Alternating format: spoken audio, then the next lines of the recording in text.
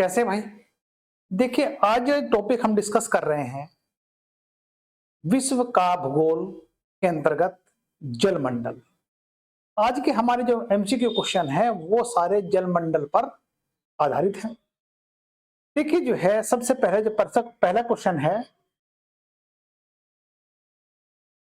विषुवतीय प्रतिधाराओं यानी equatorial counter current के पूर्वाभिमुख प्रवाह का व्याख्या किससे होती है?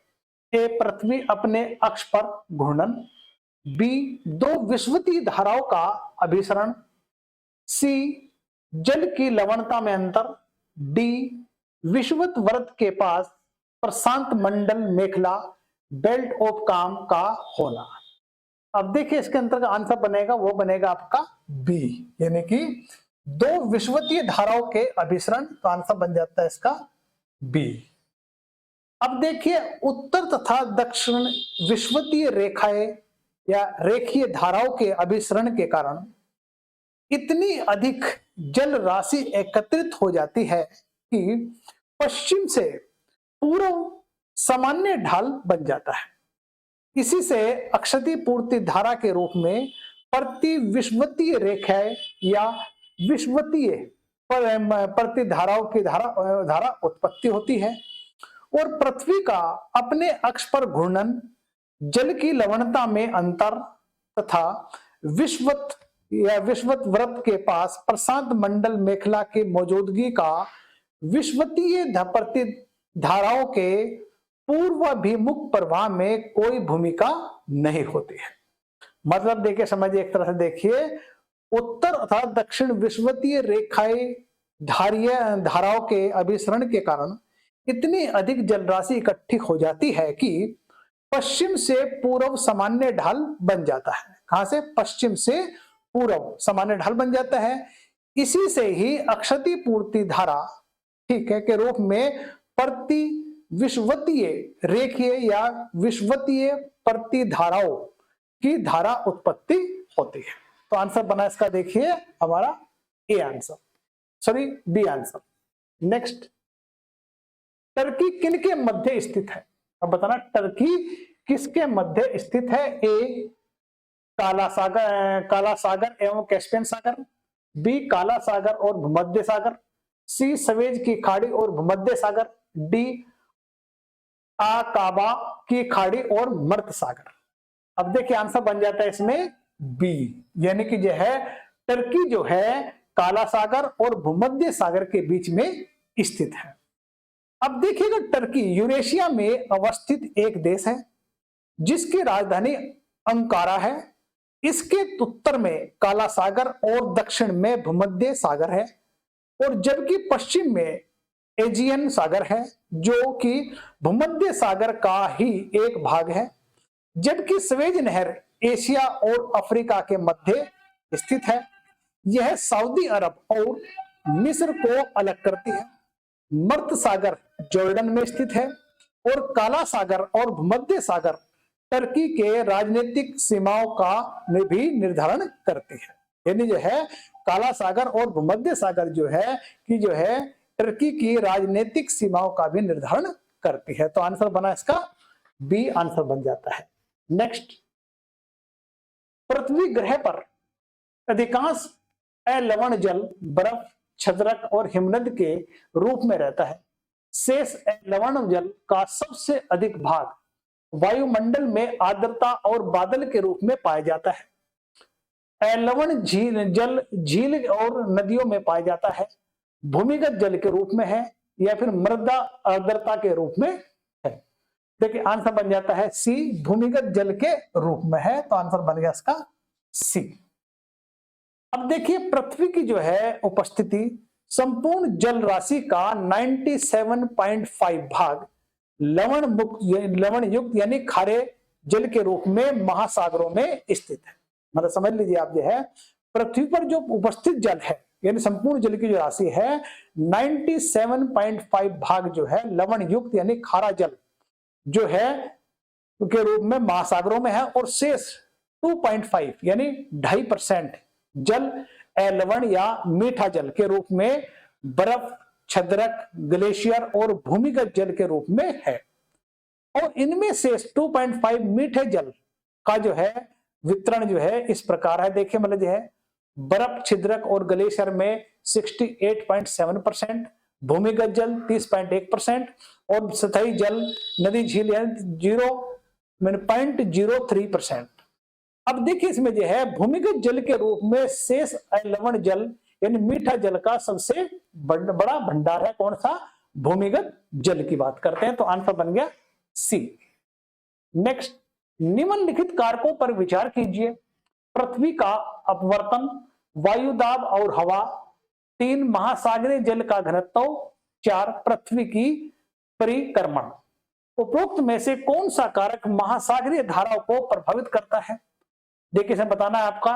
ए केवल 1 2, बी केवल 1 2 3, सी 1 और 4, डी 2 3 4। देखिए इसमें आंसर बन जाता है, वो बन जाता है 1 2 3, यानी बी आंसर बन जाता है। अब देखिए अगर हम बात करते हैं महासागरीय धाराओं की उत्पत्ति कई कारकों से प्रभावित होती है।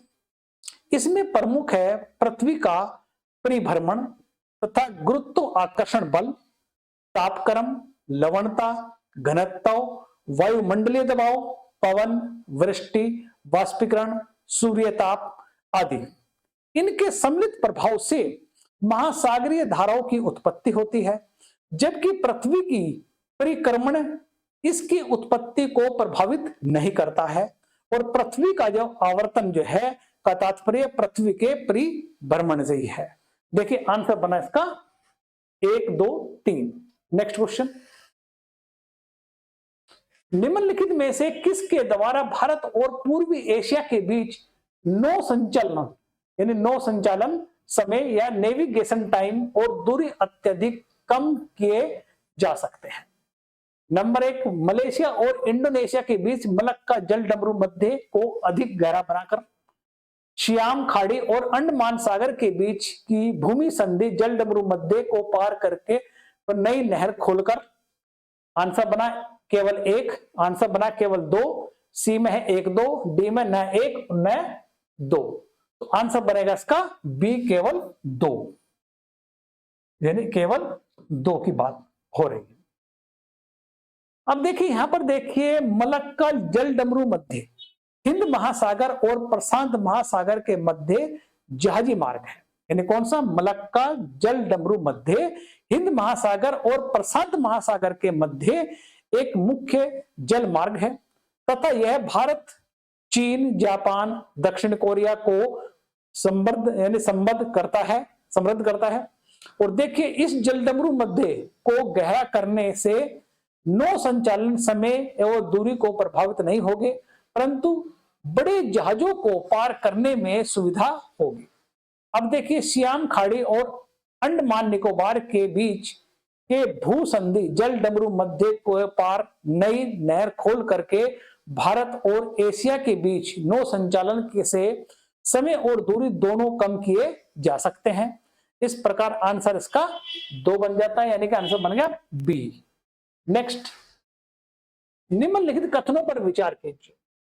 एक पृथ्वी ग्रह पर उपयोग के लिए उपलब्ध लवण जल, मीठा जल कुल प्राप्त जल का 1% है।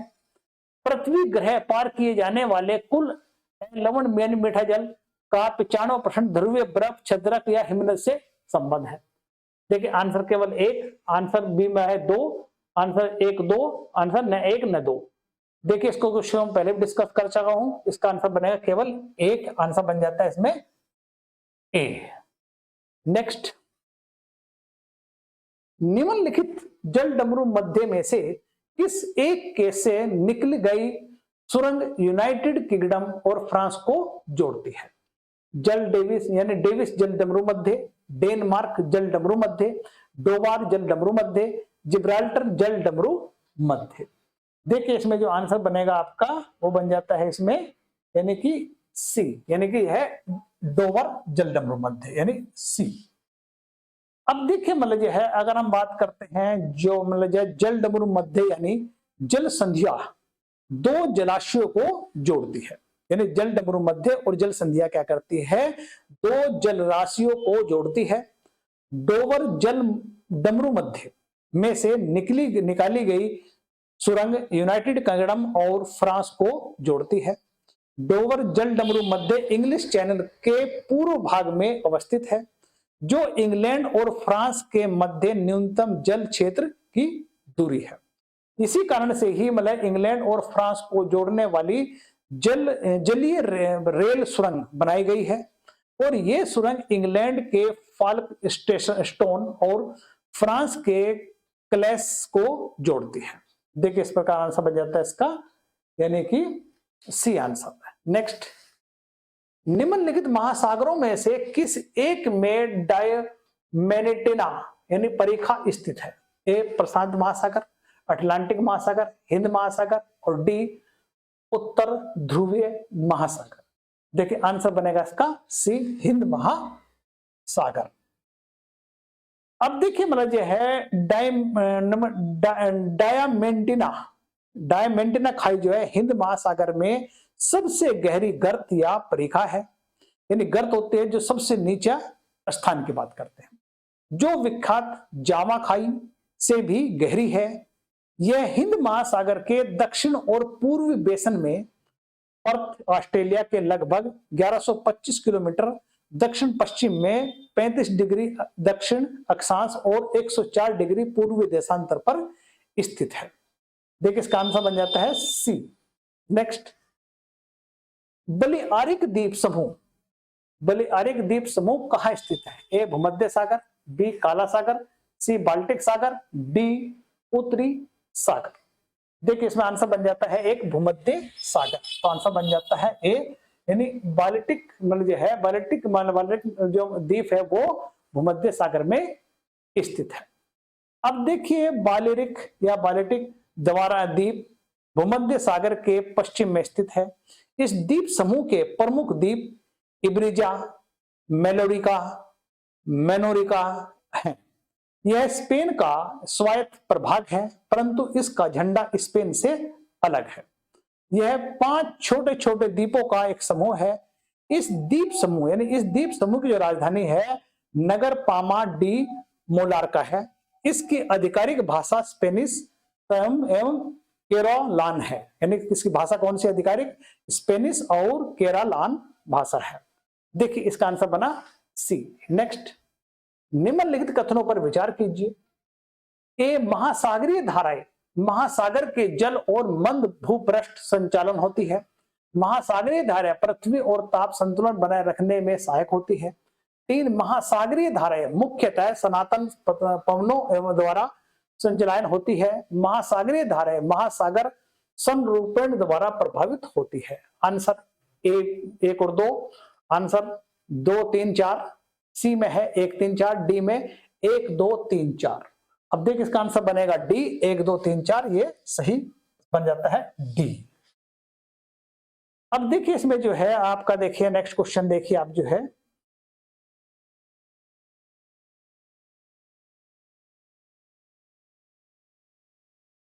इनको देखिए मिलान कीजिए। मिलान में देखिए आप जो है इसके अंतर्गत देखिए जो है मैंने पहले भी कहा कि जब मिलाना हो तो उसको उसके जो है इसके क्रम बना लेते हैं। देखिए यानी ए बी सी और डी।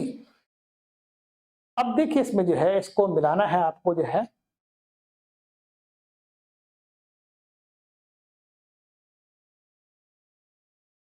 यानी एल्यूशन। एल्यूशन का मतलब समझिए आप उत्तर प्रशांत यानी कि ए का 2।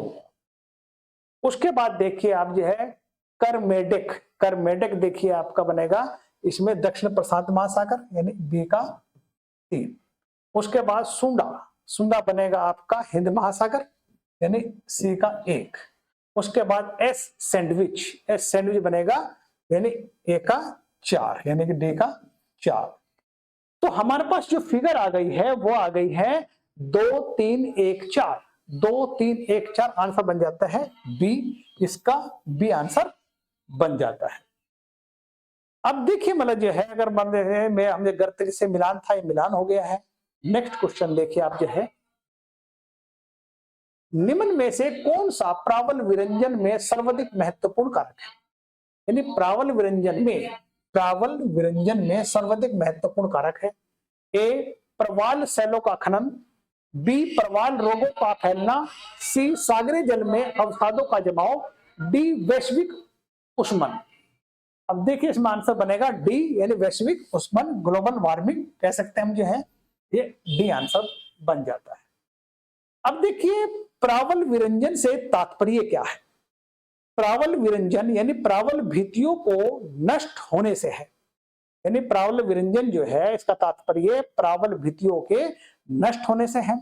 यह एक ऐसी प्रक्रिया है जिसमें तापमान में वृद्धि के कारण अवसादों की मात्रा में वृद्धि और प्रावलों में संक्रमक रोग होने से समुद्री शैवाल प्रकाश संश्लेषण की क्रिया नहीं कर पाते हैं, जिससे उनका जो है रंग श्वेत हो जाता है, जिसे प्रावल विरंजन कहते हैं। चूंकि यह शैवाल यानी शैवाल प्रावल जीवों का एक महत्वपूर्ण भोज्य पदार्थ है, अतः भोजन की कमी से प्रावल भी नष्ट होने लगती है और प्रावल विरंजन के अनेक कारण में से वैश्विक उष्मन यानी ग्लोबल वार्मिंग को भी एक प्रमुख कारण चिन्हित किया गया है या बताया गया है। देखिए आंसर बना डी। नेक्स्ट, निम्नलिखित समुद्र धाराओं में कौन सी हिंद महासागर की धारा नहीं है? बताना है इसमें हिंद महासागर की धारा नहीं है। ए अगुलहास, बी मोजाम्बिक धारा, सी दक्षिण हिंद महासागर की धारा, डी बेगुएला धारा। अब देखिए आंसर बनेगा इसमें डी बेगुएला धारा, तो आंसर बन जाता है इसका डी। अब देखिए अगुलहास धारा दक्षिण हिंद महासागर की पश्चिम सीमा पर बहती है, यह एक गर्म धारा है। मोजाम्बिक धारा भी एक गर्म सतही धारा है जो पश्चिम हिंद महासागर के मोजाम्बिक चैनल से होकर बहती है। हिंद महासागर के दक्षिण में 40 डिग्री से 45 डिग्री दक्षिण अक्षांश पर हिंद महासागर धारा बहती है, जो कि बेगुएला धारा जो है एक ठंडी धारा है जो दक्षिण अटलांटिक महासागर के पूर्वी तट पर बहती है। यानी कि जो है बेगुएला धारा जो है एक ठंडी धारा है जो दक्षिण अटलांटिक महासागर के पूर्वी तट पर बहती है, तो आंसर बन गया इसका डी। नेक्स्ट, निम्नलिखित जलप्रपातों में से कौन सा वेनेजुएला में अवस्थित है? ए विक्टोरिया जलप्रपात, एंजिल जलप्रपात, एल्फ्रेड क्रिक प्रपात, टुगेला प्रपात। देखिए आंसर बनेगा इसका, देखिए आपका जो है वो बन जाता है बी, यानी एंजिल जलप्रपात। अब देखिए वेनेजुएला में कैरो नदी यानी ओरोनिको नदी के सहायक है पर स्थित एंजिल नामक प्रपात विश्व का सबसे ऊंचा प्रपात है। यह गुयाना पठार में स्थित है, तो आंसर बनेगा इसका बी। नेक्स्ट, निम्नलिखित में से प्रशांत महासागरीय द्वीपों में से कौन सा मेलेनेशिया द्वीप समूह में सम्मिलित है?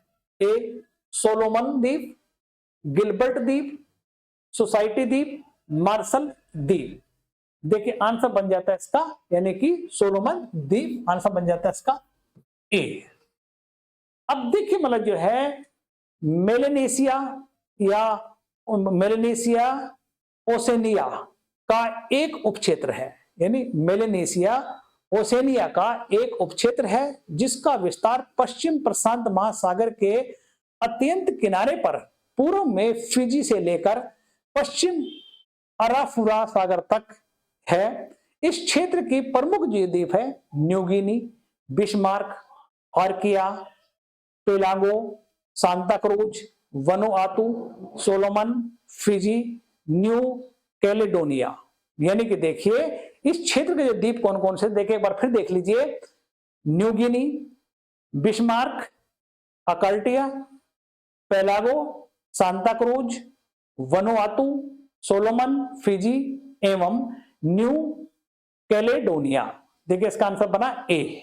नेक्स्ट क्वेश्चन देखिए, निम्नलिखित में से कौन सा एक कथन सही है?